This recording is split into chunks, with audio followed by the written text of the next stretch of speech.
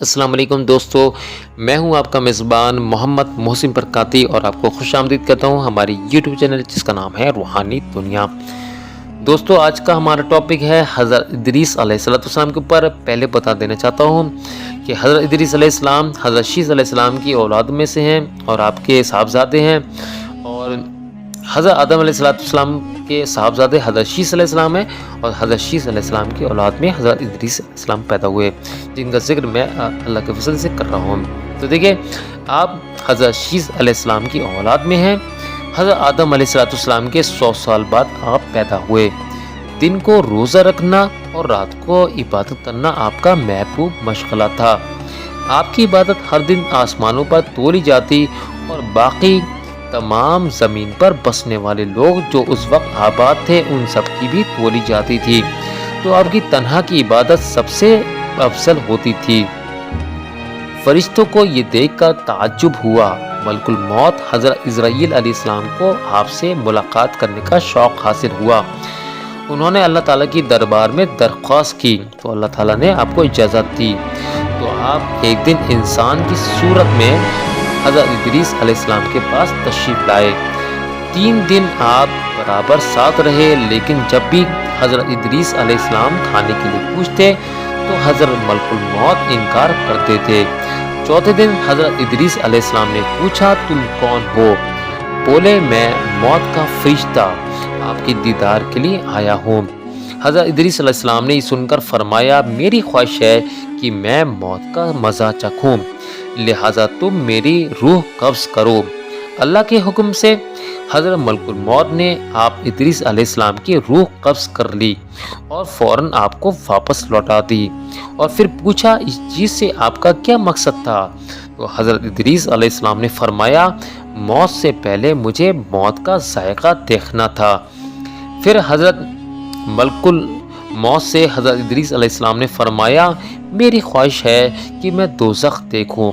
حضرت ملک الموت اپنے پروں پر بیٹھا کر آسمان پر لے گئے اور دوزخ کا دروازہ کھلوا کر دوزخ دکھائی۔ دوزخ کی تپش ہی دروازہ دیکھتے ہی حضرت ادریس علیہ السلام بے ہوش ہو گئے۔ جب آپ کو ہوش آیا تو ملک الموت نے کہا، یہ پریشانی آپ نے خود حاصل کی ہے، میں معذور ہوں۔ پھر ادریس علیہ السلام نے فرمایا، اب مجھے جنت کی سیر کراؤ۔ تو حضرت ملک الموت اپنے پروں پر بٹھا کر حضرت ادریس علیہ السلام کو جنت میں لے گئے، اور جب سیر سے فارغ ہوئے تو بارگاہ خداوند قدوس میں آپ نے عرض کیا، اے میرے رب، اب تو میں یہاں سے نہیں نکلوں گا۔ ملک الموت نے بار بار کہا، لیکن حضرت ادریس علیہ السلام نہیں مانے۔ اللہ تعالیٰ نے ایک فرشتے کو ان کے درمیان فیصلے کرنے کے لیے بھیجا۔ ملک الموت نے کہا، یہ سیر کرنے آئے تھے، اب واپس نہیں جانا چاہتے۔ فرشتے نے حضرت ادریس علیہ السلام سے وجہ پوچھی تو حضرت ادریس علیہ السلام نے فرمایا، اللہ تعالیٰ فرماتا ہے، ہر نفس کو موت کا مزہ چکھنا ہے، لہٰذا یہ مزہ میں دنیا میں چکھ چکا ہوں۔ دوسری بات یہ ہے کہ اللہ تعالیٰ کا فرمان ہے کہ تم میں سے ہر ایک کو دوزخ سے گزرنا ہے، تو میں گزر چکا ہوں۔ اور تیسری بات یہ ہے کہ اللہ تعالیٰ کا فرمان ہے، جو جنت میں جائے گا پھر وہاں سے نہیں نکالا جائے گا۔ تو قسم اس خدا کی، اب تو میں اس وقت تک نہیں نکلوں گا جب تک جنت کا خالق مجھے یہاں سے نکلنے کا حکم نہ دے دے۔ اللہ کی جانب سے ندا آئی، میرے بندے کو اس حال پر چھوڑ دو، وہ میرے حکم سے ہی داخل ہوا اور میرے ہی حکم سے نکلے گا، لہٰذا آپ اس وقت بھی جنت میں ہیں۔ سبحان اللہ۔ حضرت عبداللہ ابن عباس رضی اللہ تعالی عنہما فرماتے ہیں، 4 نبی بدستور زندہ ہیں، حضرت ادریس علیہ السلام اور حضرت عیسیٰ علیہ السلام آسمانوں پر، اور حضرت خضر علیہ السلام اور حضرت الیاس علیہ السلام زمین پر۔ علم منطق، حساب، حکمت، طبع والی اور علوم ریاضیہ و اسرار فلکیات موجد، سب سے پہلے سلا ہوا کپڑا آپ ہی نے پہنا۔ آپ کے معجزات میں سے ہے کہ آپ فرشتوں کو اڑتے ہوئے اپنی آنکھوں سے دیکھتے اور بادل کو پکارتے تو وہ جواب دیتا۔ آپ ہی نے دیہات، غزوات، اور شہروں کی آبادی کی رسم ڈالی۔ حکومت اور سیاست کے طریقے بھی آپ نے جاری فرمایا اور 100 شہر آپ نے خود آباد فرمائے۔ جب آپ آسمان پر تشریف لے گئے تھے اس وقت آپ کی عمر مبارک 405 برس تھی۔ اس سے پہلے آپ ہی نے اپنے بیٹے منوش لے کو اللہ تعالیٰ کے حکم سے اپنا ولی عہد بنا دیا تھا۔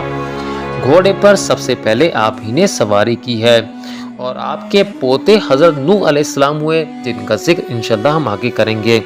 اور ایک بات میں آپ کو بتا دوں کہ ہو سکتا ہے کہ نوح علیہ السلام کا واقعہ لمبا ہو، 2 پارٹ میں ہو، لیکن ہماری کوشش یہی رہے گی کہ ہم حضرت نوح علیہ السلام کا واقعہ ایک ہی پارٹ میں انشاءاللہ اپلوڈ کریں اور آگے پھر ہود علیہ السلام اور شداد کا واقعہ اور انشاءاللہ صالح علیہ السلام اور دیگر انبیاء السلام کا انشاءاللہ ذکر رہے گا۔ اللہ کی ذات میں سے امید ہے آپ کی اس بات سے نالج میں اضافہ بھی ہوا ہوگا اور اللہ کے فضل سے انشاءاللہ تعالی یہ ہمارا نیا چینل ہے۔ انشاءاللہ ہم نے پوری کوشش کی ہے کہ ہم اپنی قوم کو کبھی مشکل میں نہیں ڈالیں گے بلکہ اللہ کے فضل سے آپ کی ہر طرح سے مدد کریں گے اور جو بھی آپ کی خواہشات ہیں انشاءاللہ تعالیٰ کی ترتیب بتائیں گے کہ وہ آپ کی خواہشات کیسی انشاءاللہ پوری ہوں۔ باقی آپ میرے چینل کو جوائن کر لیں جس کا نام ہے طب نبوی، جس میں ہم ہر مردانہ اور زنانہ بیماری کا علاج بلکہ ہر وہ بیماری جس میں آپ مبتلا ہیں اس کا علاج بتاتے ہیں۔ لہٰذا آپ سے گزارش ہے اگر آپ کو لنک چاہیے تو میں انشاءاللہ آپ کو اس کا لنک بھی سینڈ کر دوں گا، آپ جوائن ہو سکتے ہیں۔ دیجیے مجھے اجازت، اللہ حافظ۔